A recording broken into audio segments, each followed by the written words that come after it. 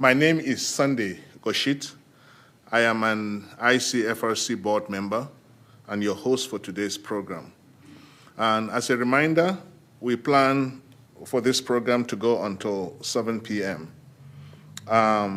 Maybe before we continue, I want to call on Marvin to tell us something about the QR codes that we have on the tables there, the little QR codes. Marvin?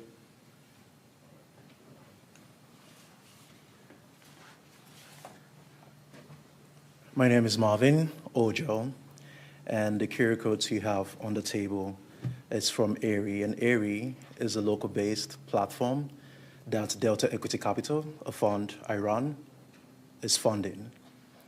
And the deal is, if you scan the QR code and capture a moment here, ICFRC gets a donation of $1 for each moment captured. And for every reaction, they get another $1. So have fun with it. Okay. I think the most important part of this is the fact that it helps in community engagement and helping more people to know about the programs and what we do in ICFRC and generally in the community. So today is our 8th program in our spring 2025 lineup. We are also in the middle of our 4-part series, The Changing Environment, Adaptation, Resilience, and Sustainability, of which today's session is the final part. More information about the series is available on our website on the tables. We're deeply grateful for the long-standing support from our community. Your help has allowed our organization to grow for 41 years, hosting speaker programs with experts joining us in person and online from across the world. As a small nonprofit, we exist because of the generosity of individuals like you, and we head into 2025. Opportunities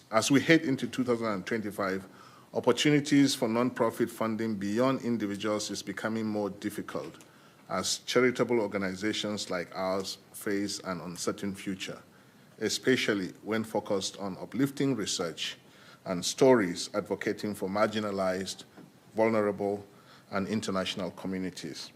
Please consider donating by cash or check with the QR code on our table in the hallway or online to keep our free educational programs available over the next year. ICFRC would like to give a heartfelt thank you to today's sponsors and partners, including Frontier Co-op and UI's Anthropology Department, Office of Sustainability and the Environment, Center for Human Rights, International Programs and International Studies, as well as 100 Grannies, Newman Monsoon Architects, and Midwest One Bank, and the one that was just explained to you today. And of course, the Iowa City Public Library for providing partnership, space, and today's food. And if you've not gotten some pizza yet, please go ahead. Thank you all for your support. Our next program will be on Thursday, 1st of May at 6:30 p.m. in the Schambach Auditorium in the UI Main Library. And this program is titled Reclaiming Heritage, Leadership in Restitution and Repatriation in Iowa. Join us for a thought-provoking and timely panel discussion featuring esteemed representatives from the Stanley Museum of Art, the Pentecrest Museums, and the Office of the State Archaeologist. Together, they will explore the University of Iowa's leadership and evolving practices in the restitution and repatriation of African and indigenous American cultural objects. This conversation sheds light on the critical role of institutions in addressing how objects become part of institutional collections and fostering meaningful dialogue about cultural heritage and accountability. As the opening event of the 3-day Mellon-funded symposium, this session invites you to engage with experts at the forefront of this transformative work, setting the stage for deeper reflection and action. Please see our website, icfrc.org, for the rest of this spring's programs. Now I would like to go ahead and introduce our speakers for today. Alicia Simmons is the Senior Sustainability Manager at Frontier Co-op in Norway, Iowa. In this role, she leads environmental stewardship efforts across the cooperative, including managing the Zero Waste Program and the initiatives related to packaging and EPR, energy and emissions, and the natural resource usage. Since joining Frontier Co-op in 2017, Alicia has also directed the co-op's corporate citizenship, including their annual giving programs, which exceed $1 million in grants each year, supporting community building projects in sourcing regions, partnering with local nonprofits to reduce employment barriers, and managing 2 signature giving programs focused on women empowerment and food security. Alicia oversees the co-op's global giving and community-based partnerships around the world, including recently a 3-year, $1 million project in rural India that established the region's first farmer-owned tea collective. As a complement to her work, she also leads the co-op's communication and public relations. Beyond her professional role, Alicia is a committed advocate for sustainability and social responsibility, holding leadership positions with organizations such as the Indian Creek Nature Center, Iowa Sustainable Business Forum, and the Iowa Area Community Action Program. She holds a BA from the University of Iowa and an MBA with a quality emphasis and Master Strategic Leadership from Mount Mercy University. I thought this must be a Hawkeye. Great. Dr. Amy Colbert is a professor of management and entrepreneurship in the TB College of Business and a University of Iowa Distinguished Chair. She earned a PhD in organizational behavior and human resource management from the University of Iowa, a master's degree in decision sciences from St. Louis University, and a BS in accounting and mathematics from Culver Stockton College. Amy's research focuses on the ways in which individuals connect with their work, their co-workers, and their organizations in ways that motivate and sustain them. She also studies the factors that contribute to effective leadership and the mechanisms by which leaders achieve results. Finally, she's interested in how identity and identity transitions shape beliefs and decisions. Amy has published scholarly articles on these topics in top journals and writes about research and her own experiences in her Substack column, Who Am I Now? Amy teaches courses on leadership to MBA, executive, and PhD students. She served as Department Executive Officer for Management and Entrepreneurship for 4 years and is currently the Faculty Director of TP's Social Impact Community, a hub for faculty, staff, and students who are interested in the ways that business can make a positive impact on society. Wow. Okay, please join me in welcoming these amazing 2 people who are going to speak to us today. And I will hand over to you. Good evening. It's so good to be here with you tonight. I have had the pleasure in my role as a professor of management at the Tippie College of Business, and especially in my role as the head of the social impact community, in working with Frontier on several different projects. The most recent one was writing a case study of some work that they have done across the globe that inspired me. I wrote about this over the summer and was willing to put in lots of hours learning about what they were doing because it was both inspirational but also seemed to align with the direction that I hope more of the world is going. And so it's been fun to partner with Alicia on lots of things, including this. Alicia, thanks for being here tonight. Yes, of course. Thank you all for having me. It's funny, yeah, anytime I get an email from Amy asking if I want to come do something with the university, it's always a yes, for sure, because, yeah, it's been such a good partnership for so long. So, yes, as mentioned, I'm Alicia Simmons. I'm the Senior Sustainability Manager for Frontier Co-op. We are a manufacturer of natural and organic spices and herbs and flavorings, and we do a personal care brand as well, which I'll go through all that in a minute. But basically, a senior sustainability manager, anything that's good, you heard the intro, like anything that's good for people or planet or how we talk about it, I get to have my hands on. So it's a pretty good gig. I recommend it. A little bit about the co-op. I'm going to just like fly through these slides really quick because I think that the discussion will be a lot more interesting, and I want to make sure that we have lots of time for Q&A. But just a really quick highlight. So Frontier was founded in 1976. We are a member-owned co-op, so we are owned and democratically controlled by the 65,000 member owners that we have, who are primarily retailers who purchase our products and then resell them in their stores. So like New Pie locally would be a member owner of Frontier. We have about 580 employees across 4 facilities in Iowa, and about 100 of them are around the United States in sales positions and other remote positions. We receive in raw materials from around the world at our North Liberty location that you've probably seen right off of Penn Street on that exit. And then after everything has been processed in North Liberty, we send it over to Norway, which is where our headquarters is. It's also where all the bottling happens, the packaging happens. And then everything gets sent over to Belle Plaine, which is our distribution facility. Our 4th facility is in Urbana, just north of Cedar Rapids, and that's where our personal care brand, Acacia, is held. I mentioned that we're a co-op. I'm happy to talk all about co-ops because I'm very passionate about them and all of the socioeconomic change that they can bring. But it really has allowed us to live out our mission to nourish people and planet and to always be fair. And our purpose statement, doing good works, is really how we kind of live that out every day, which we'll go through here in a minute, how that sort of parses out. But being a co-op is very much central to how we are able to operate in the way that we do, both because it allows us a certain amount of autonomy and independence, and it insulates us in many ways against some of the things that that corporations are facing in the world today. Our member owners fundamentally believe in the work that we do, and so it allows us greater flexibility to have the impact that we want to in the world.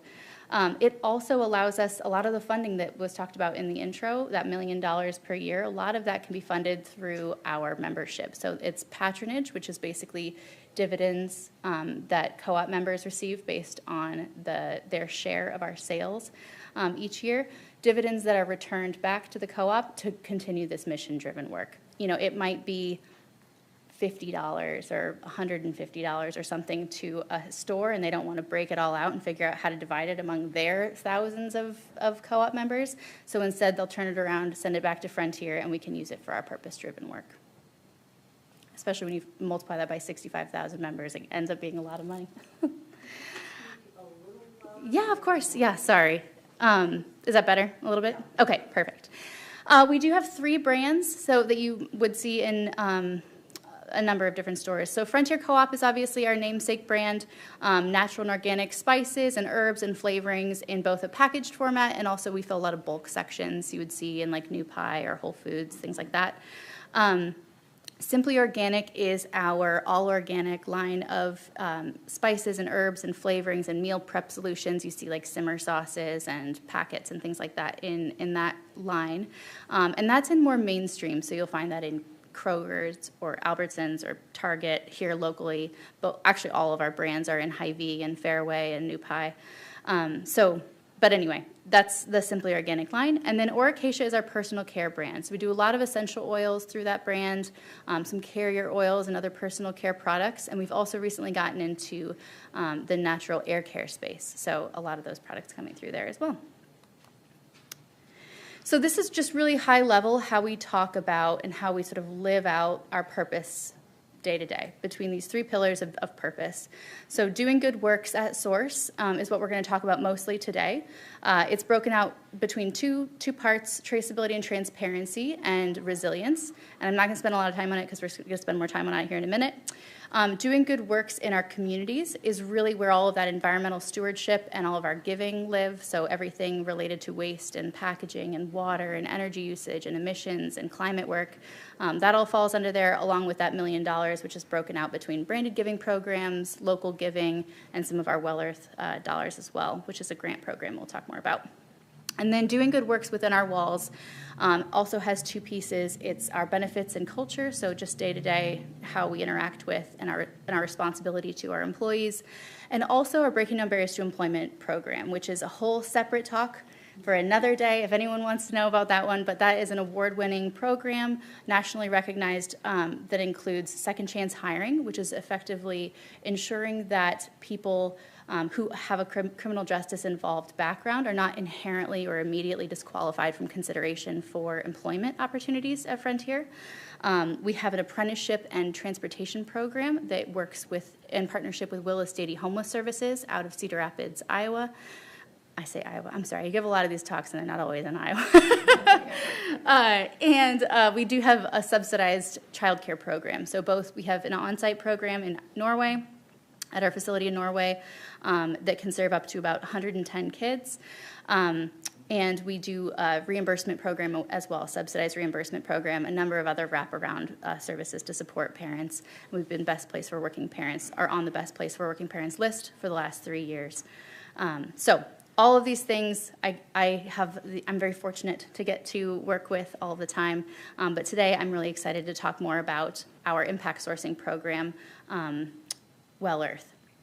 So Frontier sources from over 50 countries around the world. I actually was already asked a question today about whether we source anything from Iowa. We actually don't source much from the United States at all. We certainly don't source anything from Iowa. It's hard to source the quantity and quality of herbs or spices from the Midwest, certainly. We do a little bit from the U.S. in terms of like peppers or capsicums, I should say, and like peppermint and things, but nothing from the Midwest area, a little bit of Washington, a little bit of New Mexico. But other than that, we source from over 50 countries around the world, which means a lot of responsibility when it comes to ensuring that not only does our business have a positive impact in those communities and with those supply partners, but that our supplier partners are having a positive impact too, socially and environmentally and economically, both with their own workers, with farmer workers, and also their communities as a whole. So our two key commitments to responsible sourcing really fall under these two categories. So traceability and transparency is the slightly drier one, if I'm being honest. It's where things like certifications fall. A lot of our quality assurance and quality control things fall through there, our testing and our full ingredient transparency. It's also where something called SEDEX lives for us. So SEDEX is a supplier ethical data exchange. It's a platform through which buyers like Frontier can collect information from suppliers around the world on their environmental stewardship and their social impact. Basically, suppliers who want to participate complete a supplier onboarding questionnaire, and they are given a score, and all of this is sort of shared publicly among anybody who is a member of the SEDEX program. So any new supplier that we want to sort of vet, we can go to SEDEX and try to find somebody, and we are able to see what their practices are around labor and their environmental stewardship before we ever even source from them. We are also able to onboard our suppliers into this program so that we can have better visibility into what their practices look like, and more importantly, areas, meaning commodities and countries considered high risk for things like forced labor or child labor, we're able to identify those through the platform and send and basically submit for what are called SMETA audits, so SEDEX Member Ethical Trade Exchange audits. So basically it's a audit that we would pay for. They go out to a supplier and audit their questionnaire to ensure that they were providing accurate and transparent answers. A little bit boring, I get it, I know. But the next part is exciting, and that's what we're going to talk about today. So resiliency. So really, we've long recognized that in order for us to be successful long term, it's critically important that the smallholder farmers, primarily smallholder farmers who make up our supply chain, are able to be resilient in the face of a number of different things, including climate change, geopolitical unrest, honestly just market fluctuations, natural disasters, things like this. So we have created, in 2007, we created the Well Earth program, which is a grant program that funds projects at source with our supply chain partners to drive that resilience and stability at source. There are two parts of Well Earth. There are community building projects, which are more focused on addressing social issues.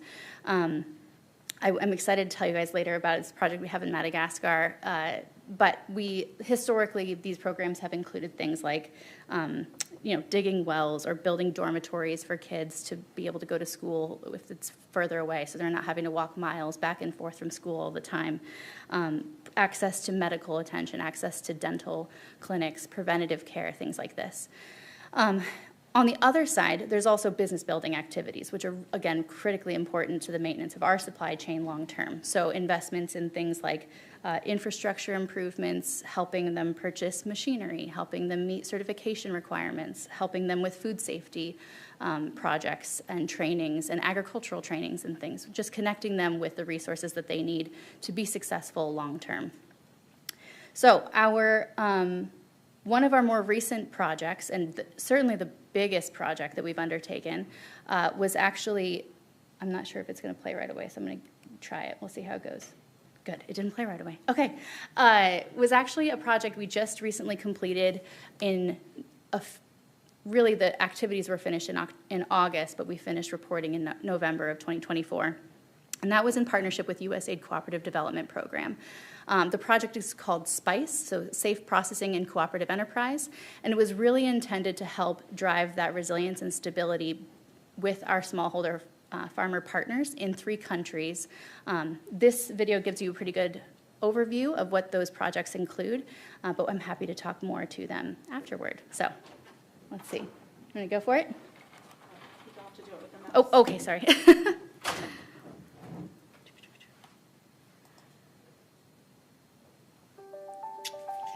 Thank you.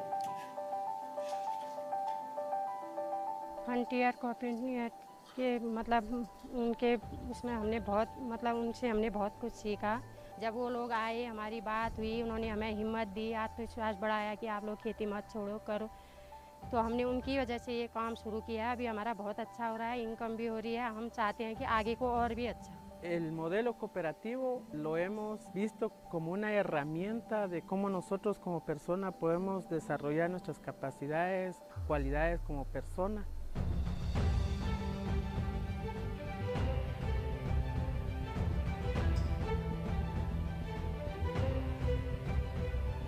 Where smallholder farmers are trying to gain access to the market, but the level of sophistication that's necessary, both in equipment, capabilities, business acumen, makes it difficult for those farmers. And that's where the co-op model really makes sense.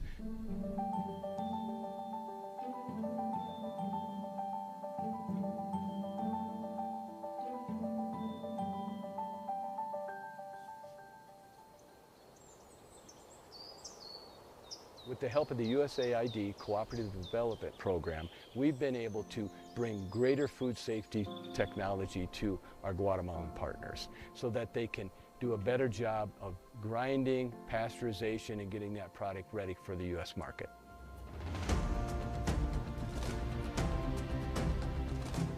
Yo creo que el apoyo más importante que USAID nos ha dado es la parte de innovación y tecnología.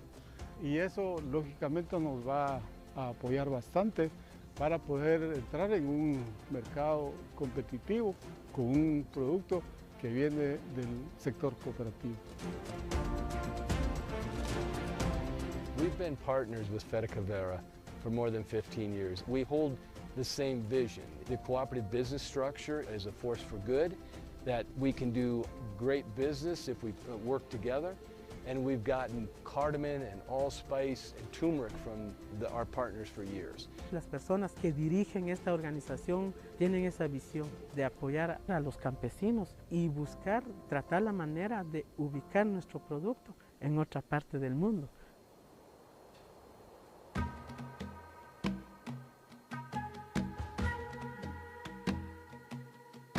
One of the best places in the world to get spices is Sri Lanka. From there, we'll get nutmeg, cloves, black pepper. One of the big challenges is meeting the Food Safety Modernization Act. So in 2011, the standards shifted from being more responding to a crisis to preventing problems. So the challenges that Sri Lanka was actually facing is the fact that it's very difficult to meet those standards. So we needed to make sure that training was improved, that food safety techniques were better in play, that there was all kinds of different pieces of that chain of control that really ensures the quality that we need in our products.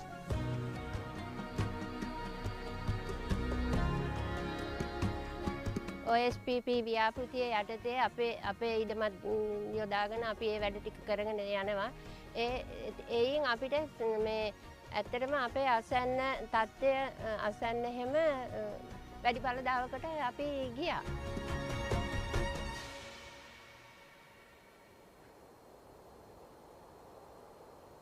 I knew tea was important in India, but I had no idea how important.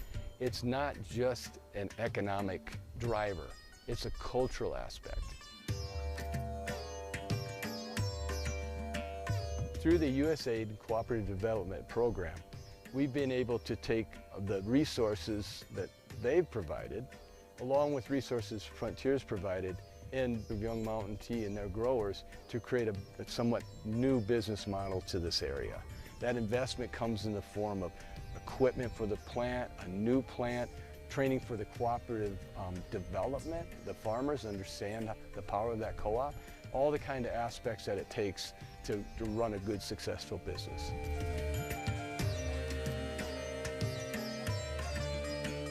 उससे frontier cooperative से हमको फ़ायदा है रहा है। हर महीने training में सीख रहे हैं, सब कुछ फ़ायदा हो रहा है, दिमाग की सोच बढ़ रही है, आपस में बोलना सीख रहे हैं, झिझक दूर हो रही है, सब इनके माध्यम से ही हो रहा है हमारा सब काम।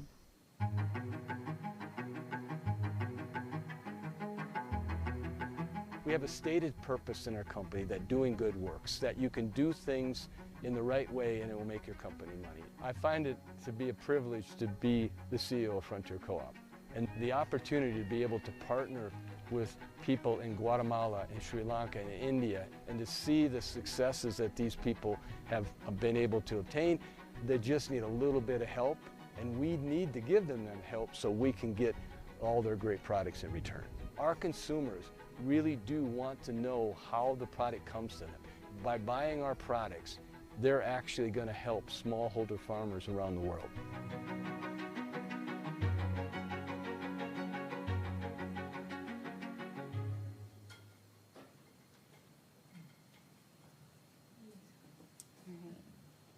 That's it for me. I think. I've watched that video a lot of times, yes.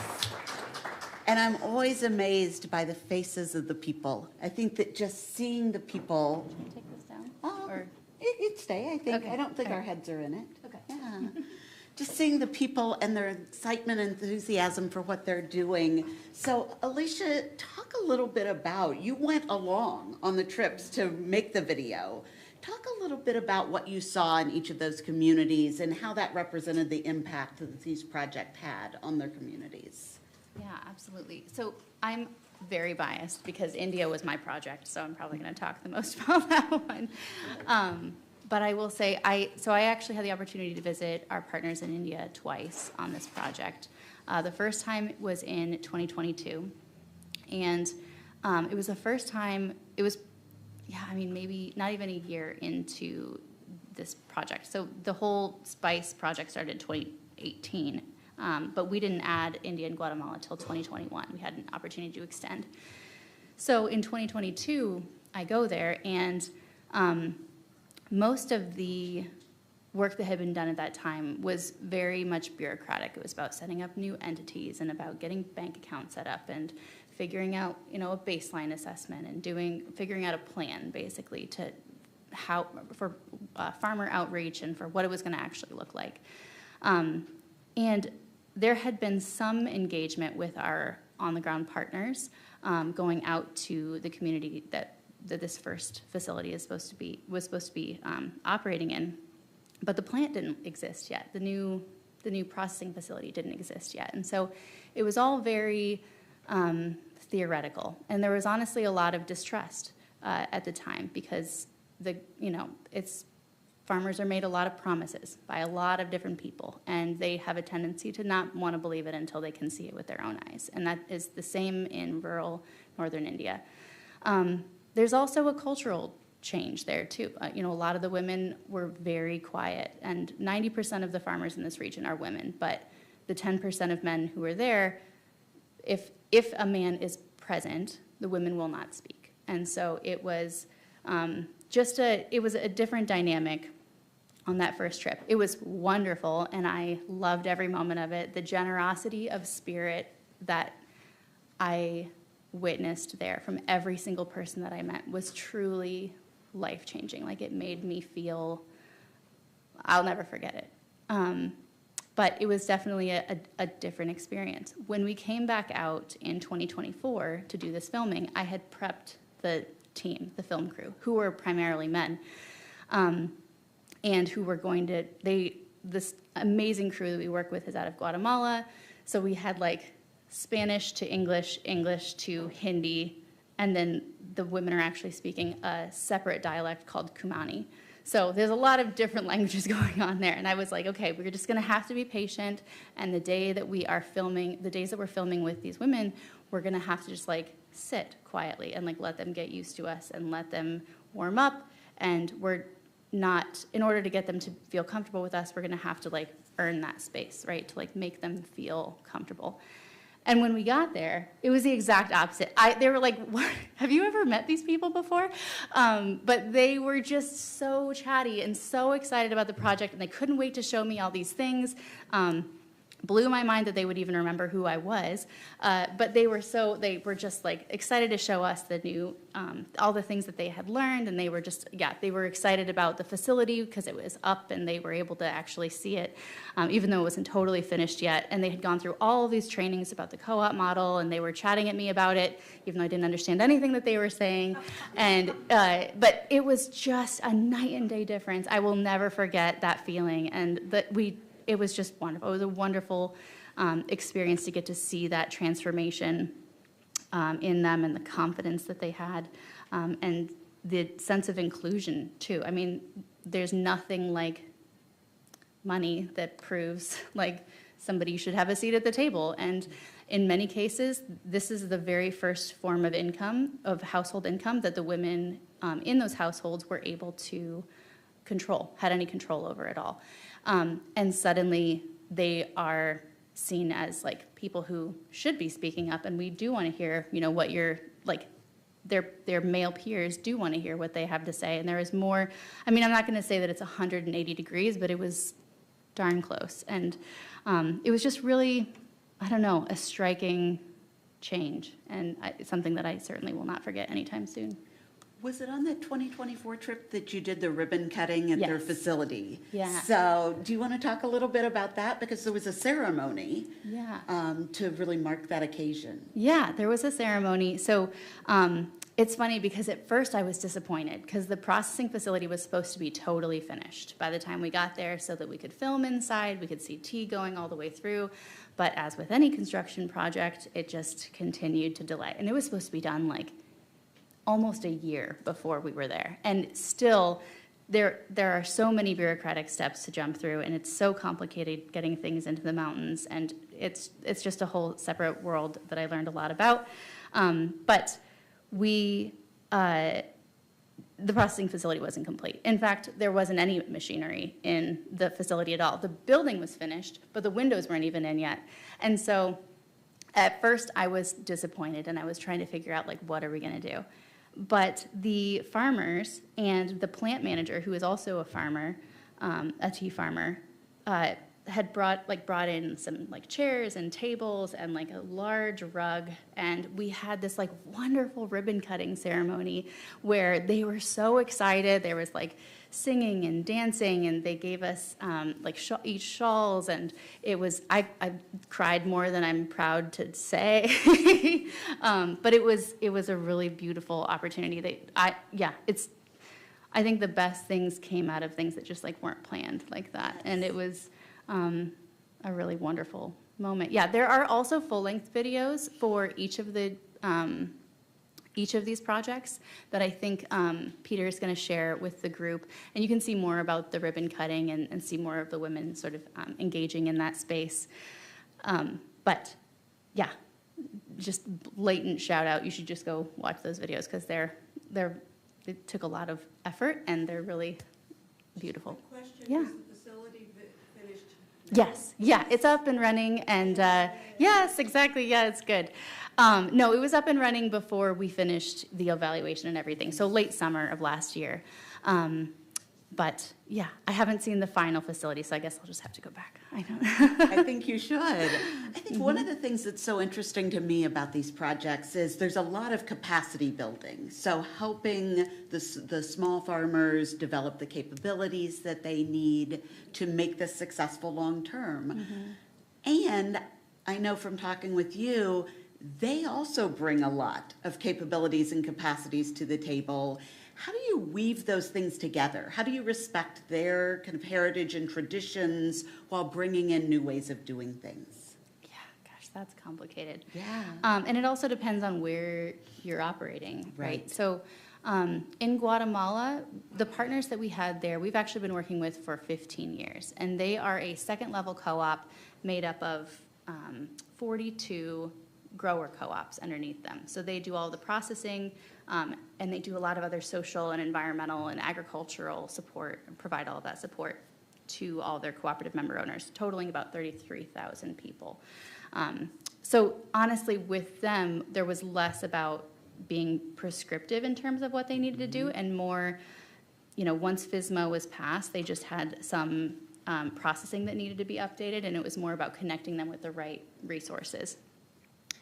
When it came to the project in India, it was a learning experience. Every week, it was, something else that's just you just have to trust me. This is just how it goes here, whether it's bureaucracy and different steps that we had to go to set up a foreign entity and to set up how money was going to flow from the U.S. to India, and there's just some of you just have to trust me, this is how it's going, and it's gonna take a long time. And so there was some learning there, and there had to be a lot of flexibility in meeting our partners where they were at. But we got it done, and I think that's a very sort of tactical side of it. When it comes to the more cultural side of it, it also required a lot of patience and really listening to our partners because they are the experts. So the folks we were working with on the ground in Champawat, they aren't actually based in Champawat. It actually took them a 4-hour drive every time they went up there to go see these farmers. But they're a nonprofit in the area who's dedicated to women's empowerment. And they knew what it was going to take to work with this group of women to be able to get them to a place where they felt confident and they understood what it meant to own a business. They understood what it meant, what governance of a new business meant, what running the financials for a new business meant, and what it would mean to them to have, what ownership means from a financial perspective. So once you get dividends, what happens with that? And exploring the different things, because it is a co-op. So it's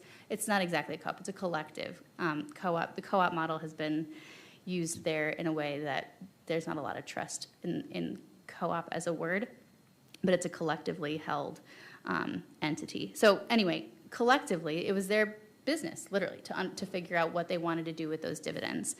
And so helping them understand what that possibility looked like took a lot of time and a lot of them listening and bringing up challenges that the farmers had expressed in their meetings to the powers that be, and trying to be the sort of intermediary between those folks. Huge challenge, and again, just takes time and patience and trust, so much trust that we had to have in them, and honestly, it panned out. It really did. And honestly, having them build that trust with the farmers on our behalf and on the project's behalf was another thing. So I guess partnerships, trust, and time. Yes. But each of these locations, as you've alluded to, are different. There's different challenges, there's different capabilities. And Sri Lanka was one of the locations that started early. I know before you came into the project fully. what did you learn from that location that you then were able to apply when India came on board? Oh gosh, well, first, patience. So with Sri Lanka, definitely our most complicated project. And in transparency, it did not end up the way that we originally planned it. In fact, we have a great case study that the University of Iowa did for us. So if you want to read more about it, you are welcome to. It is a public document through USAID. But so we started the project in 2018. And in those first 3 years, we realized how much red tape there was going to be in order to establish a foreign entity there, because originally it was going to be a joint entity between Frontier and the farmers there. It was going to be a brand new processing facility similar to what we did in India, but for processing nutmeg and black pepper and cinnamon and cloves. But in order to do any of that, in order to set up a bank account, in order to set up a joint venture especially, you have to ask for all of these different approvals through the Bureau of Investment, which takes a long time and a lot of relationship development to be able to get anything through. And even when you get all of these theoretical entities set up, you still have to get approval for getting the actual permitting for the building and for all these other things. So many steps there. In the middle of all that, a global pandemic happened, which wasn't great, right? There was also in Sri Lanka a year or more than a year, but specifically in 2022, serious economic unrest and political unrest that had to be navigated. There was a full change in administration in that time, which meant all the relationships that we had developed had to be started over.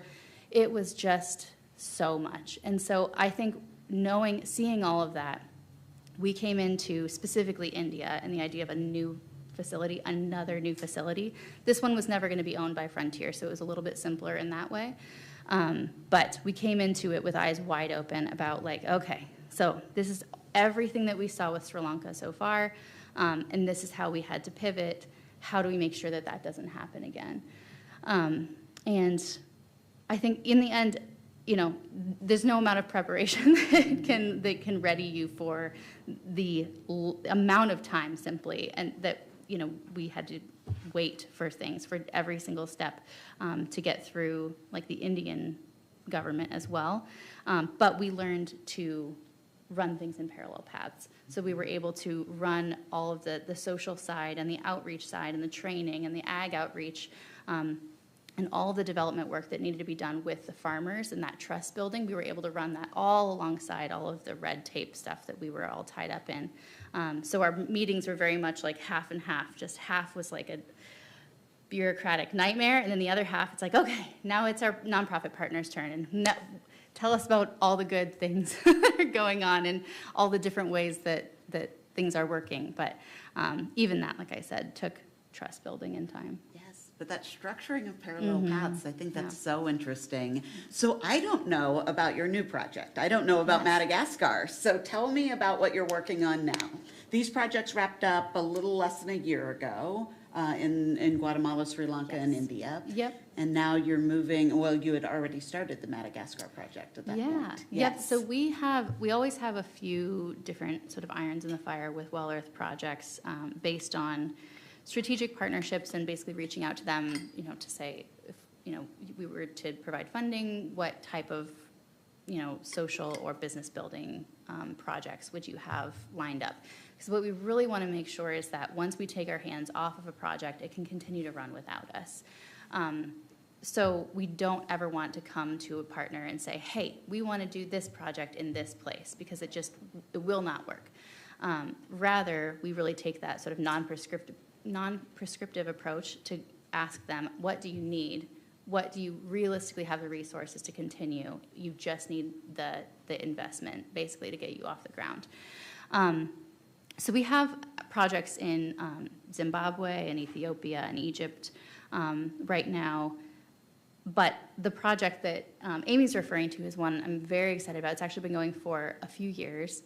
In Madagascar. So Madagascar is a critically important country of origin to us because it's where 80% of the world's vanilla comes from, which is a very important commodity to Frontier.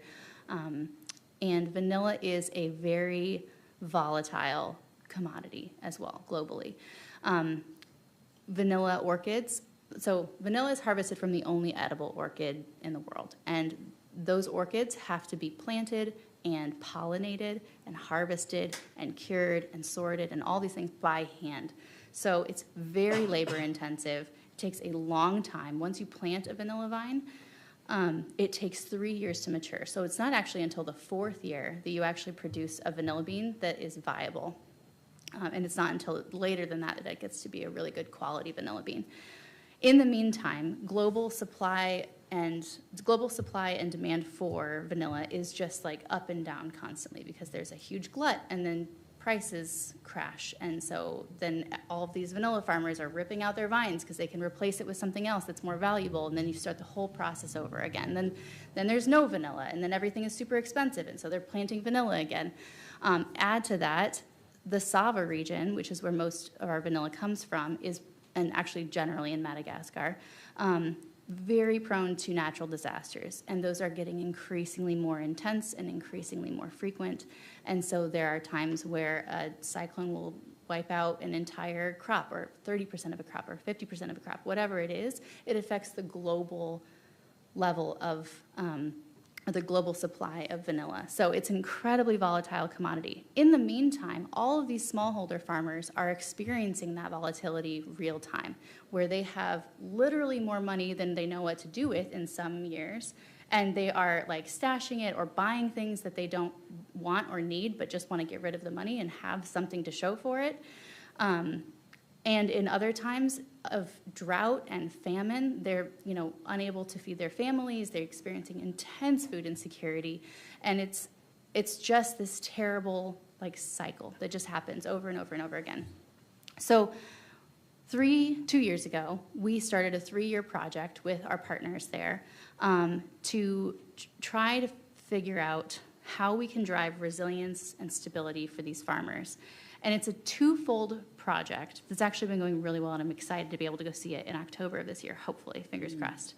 But the first side of it is a regenerative agroforestry program. So basically, crop diversification to include multiple cash crops, not just vanilla, but also vetiver, which is a commonly used fragrance product. Vetiver.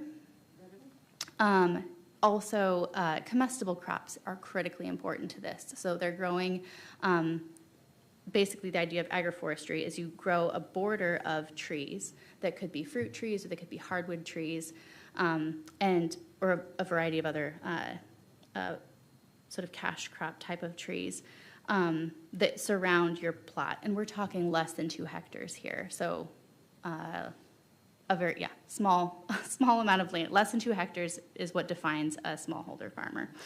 And then in between there, you're growing, vanilla grows as a vine, so it grows up those trees. In the middle of that, though, you've got lots of room for comestible crops. So you've got root vegetables, things like yams and sweet potatoes and manioc. Then you've got bananas and citrus trees and things like that growing around the outside. You've also got sort of staples like beans and other legumes and corn. So all of that to drive both crop diversification for income diversification, where they can sell some of those comestible crops locally and also feed their families and their community, and also income diversification through multiple cash crops to try to mitigate some of that impact. On the other side is around financial stability. So it's education around what are called VSLAs, or Village Savings and Loan Associations, which are effectively financial co-ops, like a credit union. So it's all owned locally. Everything is, all of that savings is maintained locally, and they make out small loans, typically no more than 3 months, to small business loans, basically, to their neighbors. We learned very quickly that we should not be making investments in the bank itself, in the VSLA itself, but only from the training, because people are much more likely to repay loans when they're to people that they know and they're to their neighbors. So they have been extremely successful so far. In year 2, the average savings for each of those VSLAs was around $4,000 US, which is huge for these communities.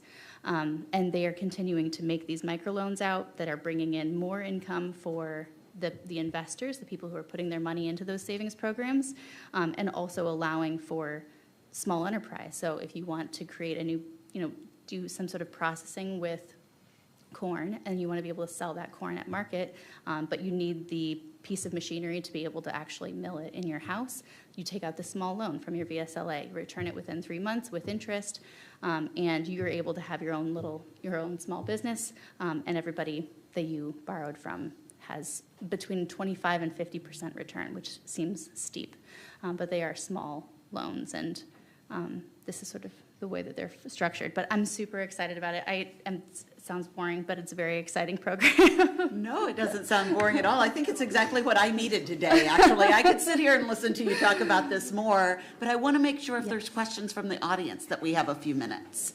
Does anybody in the audience have a question? And I'm not sure, are you going to come to them with a mic? Yes. Oh, Sunday will come to you with a mic if you have a question. If you have any questions, just raise your hand and I will bring the mic.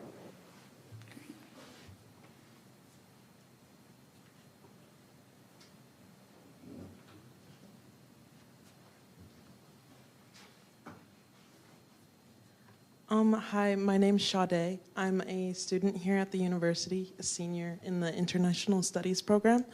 I was just wondering how the recent tariffs are affecting business, especially since I saw that China is one of the countries that you source from.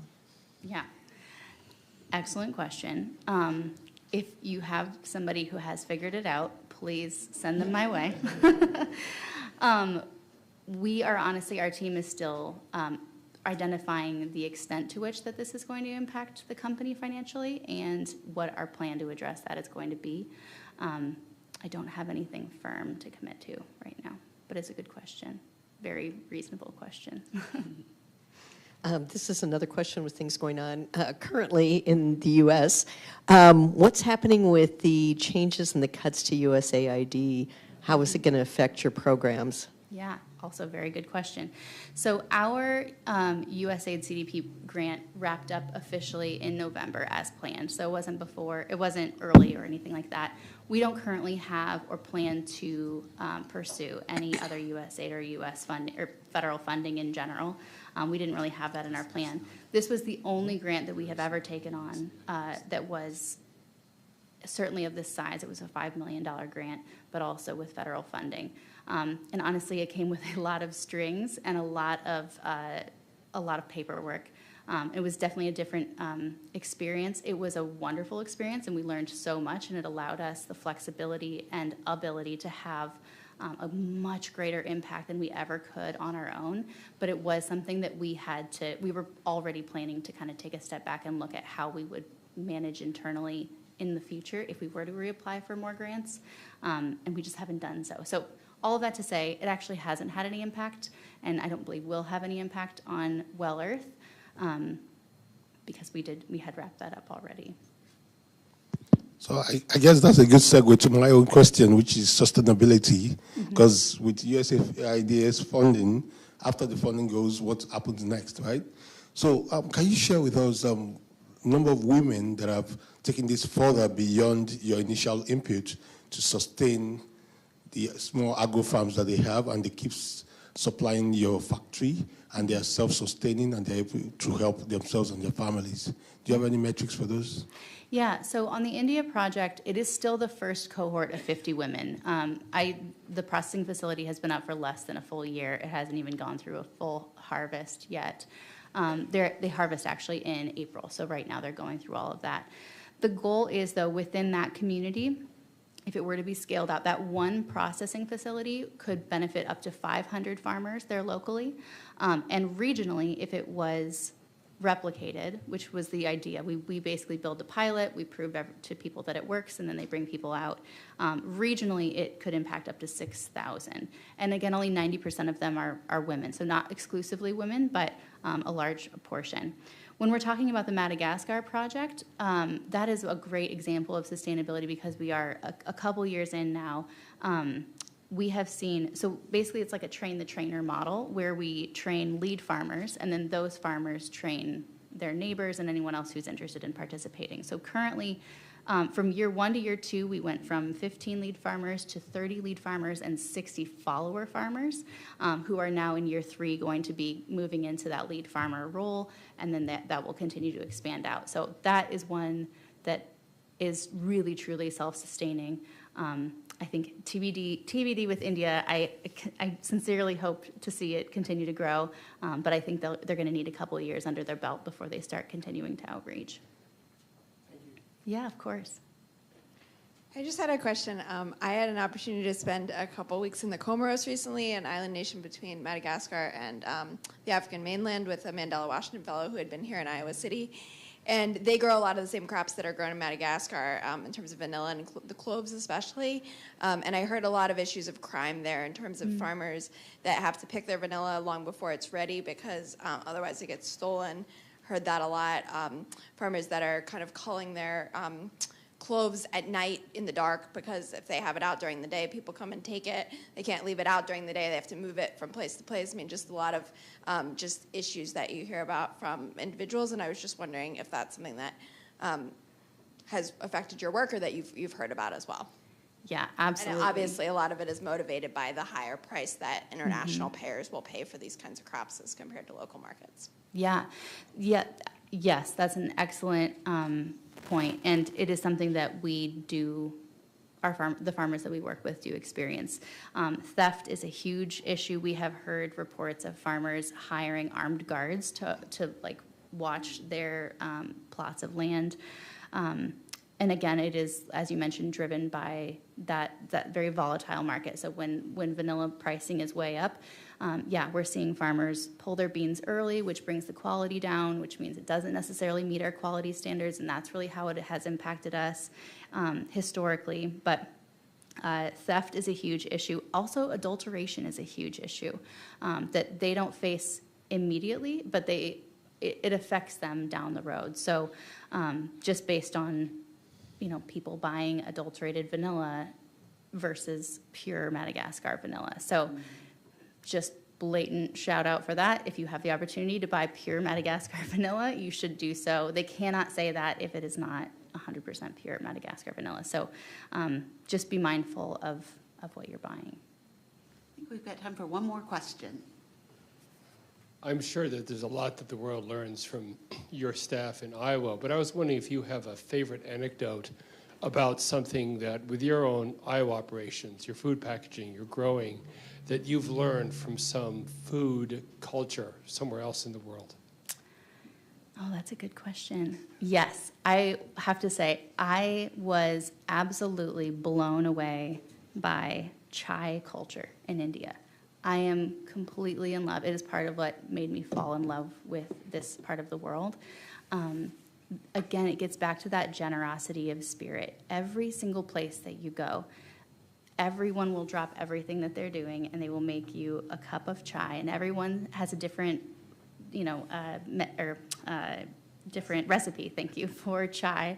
Some of them are more ginger heavy, some of them are more cardamom heavy, but it's a whole process to add all the ingredients and wait for this kettle to boil, and then you pull over on the side of the road and you have a chai, and whenever you go to someone's house, they'll give you a chai, and oftentimes they'll have little salty snacks that are called namkeen, or little cookies or something like that, and every place you go, it's that sense, that hospitality and that sense of just welcome that I have never experienced anywhere else in my entire life. And I just can't explain enough what it feels like to feel that generosity from every single person that you meet along the way. And okay, Delhi's insane. Delhi's a little bit crazy, but get out of Delhi and get into the mountains and everyone you meet is just, it was an incredible experience. I wish I could make chai like that at home. I know in theory you can, but I can't. Well, thank you so much, Alicia and Amy, for this excellent discussion. Can we just give them a round of applause?